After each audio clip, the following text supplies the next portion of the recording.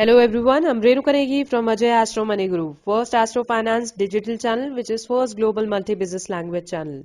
I welcome you all here on 23rd February 2022. Today major news that is coming up is Ukraine crisis.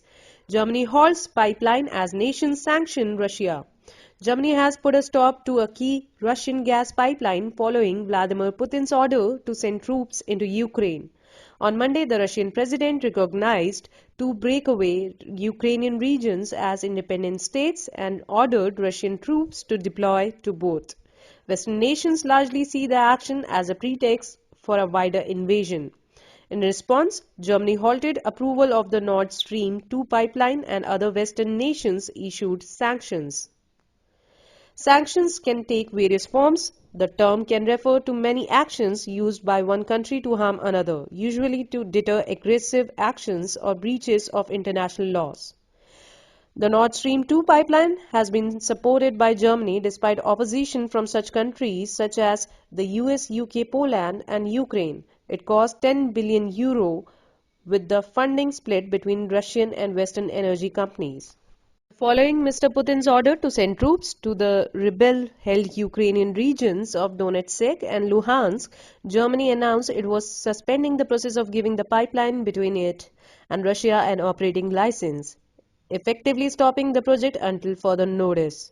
The move is notable as Russia supplies Europe with about 40% of its gas, sourced from vast supplies in Russia's east. This is morally, politically and practically correct step in the current circumstances. Ukrainian Foreign Minister Dmytro Kuleba wrote welcoming the decision. True leadership means tough decisions in difficult times. Germany's move proves just that. As European ministers and officials pored over sanctions plans today, there was a sudden bolt from Berlin. Olaf Scholz's deliberate ambiguity about future of Nord Stream 2 meant his announcement this morning took many by surprise. Even so, there was also a view that the move was long overdue. I remember being in a room with Poland's Prime Minister Mateusz Morawiecki in December when he again stressed the project was a major mistake. The gas pipeline wasn't yet operational, of course, and the European Union been seeking supplies elsewhere. Nevertheless, it raises big questions about European energy security. As for the European Union's sanctions plans against Russia, it's promising to target Russian lawmakers, banks, and that are financing the Russian military as well as the ability of the Russian state to access the bloc financial markets. Additional measures are also, we are told, ready to go if needed. But the tougher the measures get, the harder they could become to agree.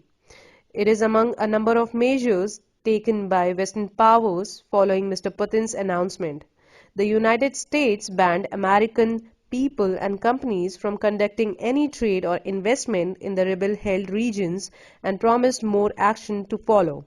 The United Kingdom announced sanctions against 5 Russian banks and 3 Russian business figures, saying their UK assets will be frozen and they will be banned from the country.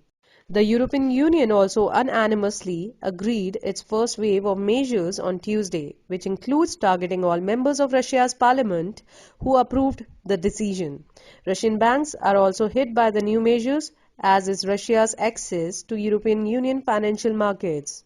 This package of sanctions will hurt Russia, and it will hurt a lot, European Union Foreign Policy Chief Joseph Borrell said. The Western sanctions announced on Tuesday fall short of what had been threatened in event of invasion. There had been speculation that Russia could have faced being cut off from the global banking system, denied access to dollar, or even face import or export restrictions. The White House made clear that its initial sanctions are separate from and would be in addition to the swift and severe economic measures it has prepared should Russia further invade Ukraine. And the UK's Defence Minister Ben Wallace said there were plenty of more sanctions in the tank to be used if needed.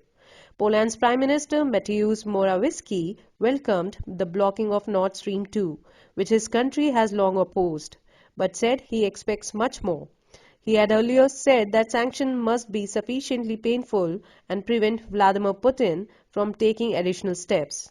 Poland's President Andrzej Duda also called for serious sanction. In the UK, following Prime Minister Boris Johnson's announcement of initial sanctions, senior Conservative MP Lane Duncan-Smith said Russia needs to be hit with serious sanctions, hard and now, and asked if the UK was prepared to take further action. In response, the Prime Minister said, "We are hitting hard now and will hit them harder in the future.